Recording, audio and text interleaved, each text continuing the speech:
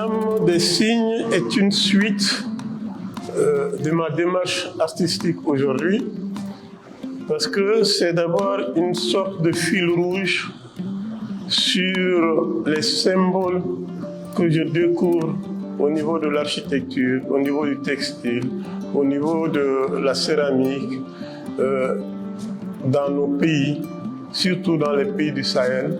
Et je parcours les signes du monde entier, du Cameroun, de la Côte d'Ivoire, du Sénégal, de la Chine, des États-Unis.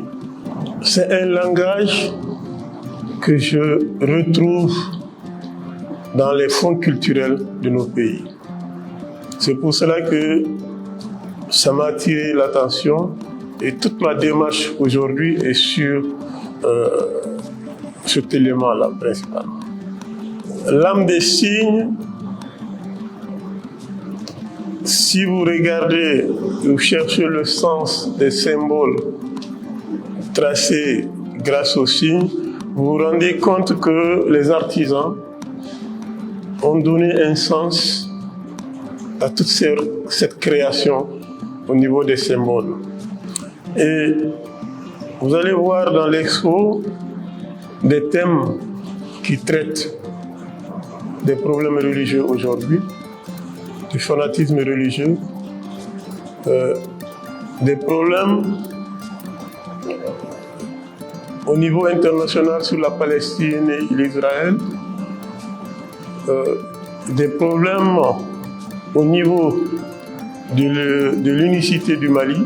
Je dirais qu'il y a beaucoup de thèmes traités sur le plan social qui sont au niveau de notre actualité aujourd'hui.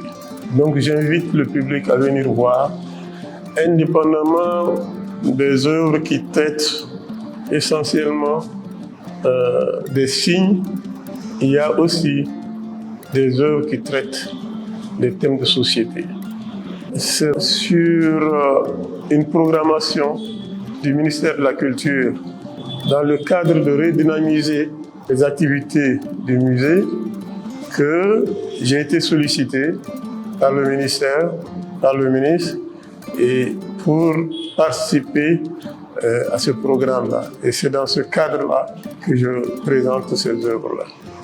Je rappelle que ma dernière exposition individuelle au musée date de 35 ans. Donc pour moi, c'est un retour avec une nouvelle conception, une nouvelle gamme de travail, mais qui garde toujours l'essentiel de mes orientations au niveau de la création.